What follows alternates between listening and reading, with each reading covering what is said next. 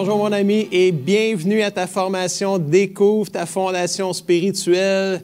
C'est toujours une joie et un grand privilège pour moi de pouvoir t'aider à poser les fondements spirituels pour ta vie chrétienne avec le Seigneur. Aujourd'hui, c'est la capsule numéro 10 et on va regarder ensemble Découvre la parole de Dieu, une richesse extraordinaire pour ta vie chrétienne. J'espère que tu es prêt parce que là, j'ai beaucoup de versets à te partager parce que là, on parle de la parole de Dieu aujourd'hui. C'est un papier et un crayon, prends des notes où tu vas avoir besoin de réécouter cette capsule-là. La parole de Dieu, c'est le livre le plus important du chrétien. C'est comme le livre d'instruction que tu as quand tu achètes une auto, puis que tout est écrit sur le fonctionnement de l'auto. Mais la Bible, la parole de Dieu, c'est le livre par excellence pour le chrétien. C'est ton livre d'instruction sur comment ça fonctionne, la vie chrétienne.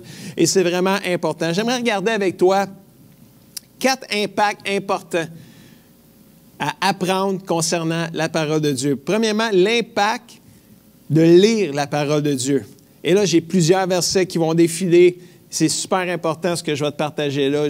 Lire la parole de Dieu. L'impact de lire la parole de Dieu, 1 Pierre 1, 23, ça dit « Car vous êtes nés à une vie nouvelle, la nouvelle naissance, non d'un homme mortel, non d'un humain, mais d'une semence immortelle, la parole vivante et éternelle de Dieu. » La parole, l'impact de lire la parole de Dieu, elle génère une vie nouvelle pour toi qui est né de nouveau. Elle génère une vie nouvelle. Psaume 119, verset 105, « Ta parole est une lampe qui éclaire mes pas, une lumière sur ma route. » Qu'est-ce qu'elle fait, la parole de Dieu? Elle éclaire ton chemin. Josué 1,8 dit ceci, « Que ce livre, la loi, la parole de Dieu ne s'éloigne pas de ta bouche. Médite-le jour et nuit pour agir fidèlement selon tout ce qui est écrit. C'est alors que tu auras du succès dans tes entreprises. C'est alors que tu réussiras. » Qu'est-ce qu'elle fait, la parole de Dieu? Elle est une source de succès pour ta vie. Veux-tu réussir? Veux-tu avoir du succès? Veux-tu réussir dans tout ce que tu entreprends? C'est sûr que tu vas dire oui. Mets en pratique la parole de Dieu. Lis, médite et pratique la parole de Dieu. La parole de Dieu est une source de succès. Hébreux 4.12. La parole de Dieu, elle est quoi? Dis avec moi. Vivante, pleine de force. La parole de Dieu entre en nous en profondeur. Elle va jusqu'au fond de notre cœur. Elle juge les intentions et les pensées du cœur. Oh, wow, la parole de Dieu est vivante et pleine de force. Elle vraiment, là, elle va t'aider à faire une bonne évaluation de ton état spirituel et quoi faire pour justement grandir et approfondir ta relation avec Dieu. La parole de Dieu, elle est nécessaire pour ta vie, mon ami. C'est super important. Jérémie 15.16. « Dès que j'ai trouvé tes paroles, je les ai dévorées. » J'aime ça. Elles ont fait ma joie et mon bonheur. Wow! Quand est-ce la dernière fois que tu as lu la parole de Dieu puis que la parole de Dieu a fait ta joie et ton bonheur? C'est ce qu'elle fait, la parole de Dieu. Quand tu la lis, tu la médites et la pratiques, elle fait la joie de ton cœur. Jean 17. Fais qu'il soit entièrement à toi par la vérité. Jésus priait ça pour toi et moi, les enfants de Dieu. Fais qu'il soit entièrement à toi par la vérité. Ta parole est la vérité. Alors, l'impact de la parole de Dieu, elle est la vérité vraiment qui t'aide à conduire, à marcher droitement et non pas dans le mensonge. Éphésiens 6.17. Prenez l'épée de l'Esprit, qui est la parole de Dieu. La parole de Dieu, c'est une arme offensive. Alléluia. Jésus, quand il était tenté par le diable, qu'est-ce qu'il disait? Il disait, il est écrit. Il prenait la parole de Dieu. Il se défendait avec la parole de Dieu. Il résistait aux tentations avec la parole de Dieu. Il est écrit. Tu ne tenteras pas le Seigneur ton Dieu. Il est écrit. Wow! La parole de Dieu, elle est précieuse. Colossiens 3, verset 16 nous dit que la parole de Christ habite parmi vous avec toute sa richesse. Donnez-vous des enseignements et des conseils avec toute la sagesse possible. Remerciez Dieu de tout votre cœur en chantant des psaumes, des hymnes, des cantiques qui viennent de ce même esprit-là. Elle est une richesse spirituelle, la parole de Dieu. J'aimerais regarder avec toi aussi l'impact d'étudier la parole de Dieu. Là, on est à lire, mais là, on va l'approfondir. Étudier la parole de Dieu. 2 Timothée, Paul disait ça à Timothée. Il disait, « Efforce-toi de te présenter devant Dieu comme un homme qui a fait ses preuves. Un ouvrier qui n'a pas à rougir de son ouvrage parce qu'il transmet correctement la parole de Dieu. » Impossible de transmettre correctement la parole de Dieu sans l'étudier. C'est pas assez juste de la lire, tu as besoin de l'étudier aussi. Il disait aussi à Timothée, dans 1 Timothée 4,13, il dit « Jusqu'à ce que je vienne vers toi, applique-toi. Applique-toi à la lecture, à l'exhortation, à l'encouragement, applique-toi à l'enseignement. » Alors oui, lecture, encouragement, enseignement. Alors c'est impossible d'étudier la parole de Dieu sans s'appliquer. S'appliquer, ça veut dire quoi? Ça veut dire mettre toute son attention à, là, dans ce cas-ci, la parole de Dieu. C'est y mettre tout son cœur, mais y tout ton cœur. Et il y a plusieurs outils que tu peux utiliser pour approfondir et étudier la parole de Dieu. Il y a des collèges bibliques, il y a des cours bibliques, il y a des livres d'études, il y a plein de vidéos sur Internet disponibles de la parole de Dieu où ce que tu peux vraiment étudier la parole de Dieu. Il y a des dictionnaires bibliques, des concordances, etc., etc., vraiment des commentaires bibliques. Il y en a, là, tu sais, tout est là pour que tu puisses étudier et approfondir ta connaissance de la parole de Dieu. L'impact de lire, l'impact d'étudier. J'aimerais regarder avec toi aussi l'impact de méditer la parole de Dieu. Je crois que la méditation est plus importante que la lecture de la parole de Dieu. Ne fais que lire sans t'arrêter pour réfléchir sur ce que tu viens de lire.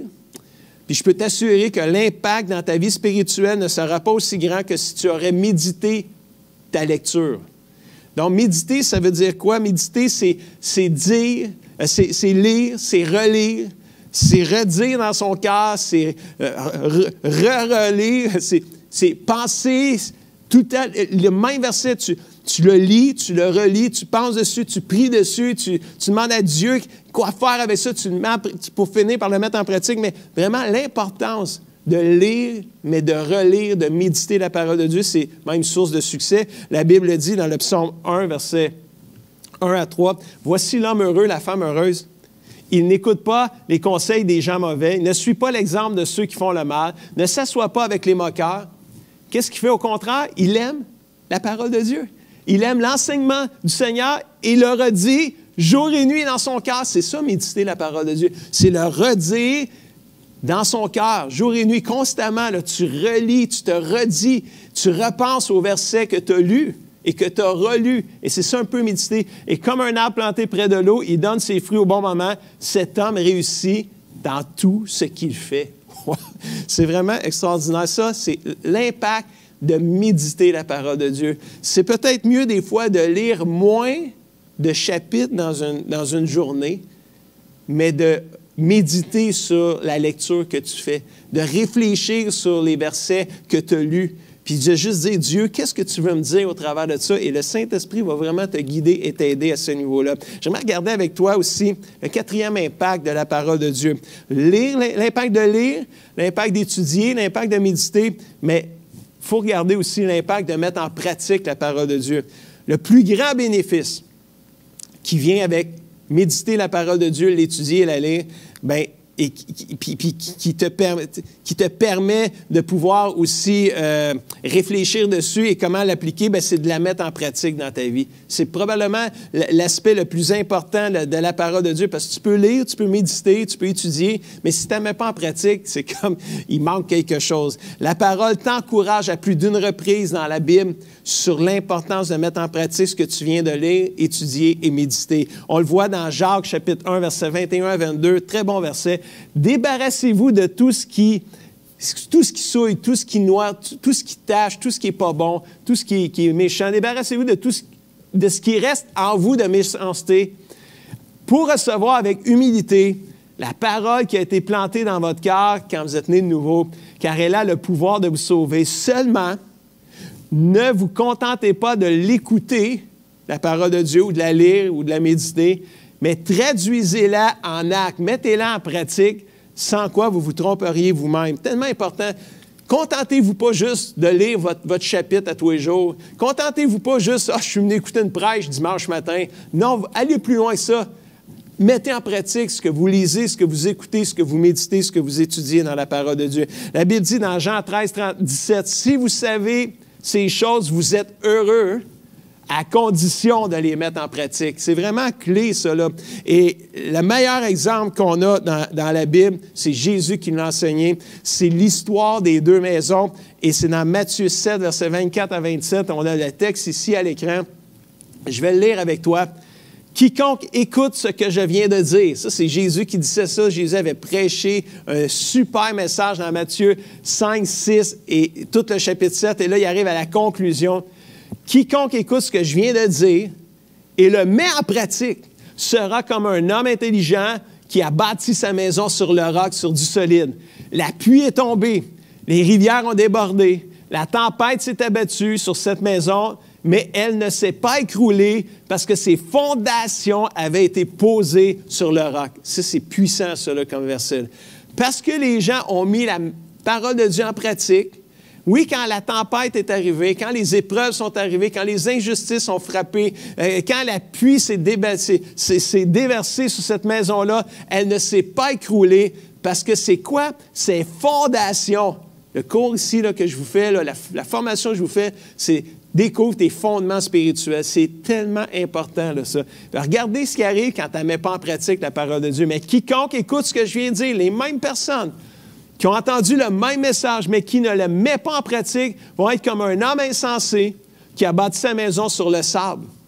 La pluie est tombée, les rivières ont débordé, la tempête s'est abattue sur cette maison et la maison s'est écroulée et sa ruine a été complète. Regardez bien ce que je vais vous mettre à l'écran ici. Mettre en pratique la parole de Dieu est la garantie d'un fondement spirituel solide et inébranlable. S'il y a quelque chose que tu peux retenir de toute la formation, de toutes les capsules que je vais faire, de cette formation d'écoute à fondation, si tu peux retenir une seule chose, c'est celle-là. Tout ce que tu apprends, là, mets-le en pratique. Puis je te garantis, puis c'est pas moi qui te garantis, c'est la parole de Dieu qui te garantit, tu vas résister à toutes les épreuves de la vie. Tu vas surmonter tous les obstacles de la vie. Pourquoi? Parce que tu es fondé sur la parole de Dieu. Tu mets en pratique ce qu'on t'apprend. Si tu mets en pratique ce que tu apprends de la parole de Dieu, c'est vital pour ta santé spirituelle et tes fondements spirituels. Tu vas faire face à toutes les tempêtes de la vie, puis tu vas te rendre jusqu'au bout. Puis tu vas pouvoir dire comme l'apôtre Paul, j'ai combattu mon combat, j'ai terminé la course, puis j'ai gardé la foi. Désormais, la couronne de justice m'est réservée. Praise the Lord. J'aimerais terminer, si tu veux bien, en priant pour toi. Papa Céleste, merci pour ta parole. Merci pour mon ami qui m'écoute aujourd'hui. Je prie que ta parole puisse s'enraciner dans son cœur, dans ses pensées. Je prie que tu puisses l'aider et que tu puisses révéler la parole à son cœur encore plus, que tu peux rendre vivante la parole de Dieu à ses pensées, à son cœur, à son âme, Seigneur. Que quand il rouvre la parole de Dieu, que tu puisses juste te révéler à lui et à elle. Que, Seigneur, la parole de Dieu puisse vraiment s'enraciner dans mon ami, afin qu'il puisse la lire, la méditer, l'étudier, mais surtout la mettre en pratique au nom puissant de Jésus. Je le prie. Et tout le monde dit Amen et Amen. J'aimerais te laisser avec le défi de la formation. C'est toujours le même, puis ça fit vraiment avec ce que je suis en train de te dire aujourd'hui. Lis, médite les versets de la capsule. Je t'invite à toutes les réécouter, à toutes les redire, les écrire, les relire dans la Bible. Et surtout, mets en pratique ce que tu apprends dans la parole de Dieu. J'espère que tu as aimé cette capsule-là. Et si tu penses que ça peut aider quelqu'un justement à découvrir la parole de Dieu, partage cette capsule avec lui ou avec elle. Et sur ce, je te dis à la prochaine capsule.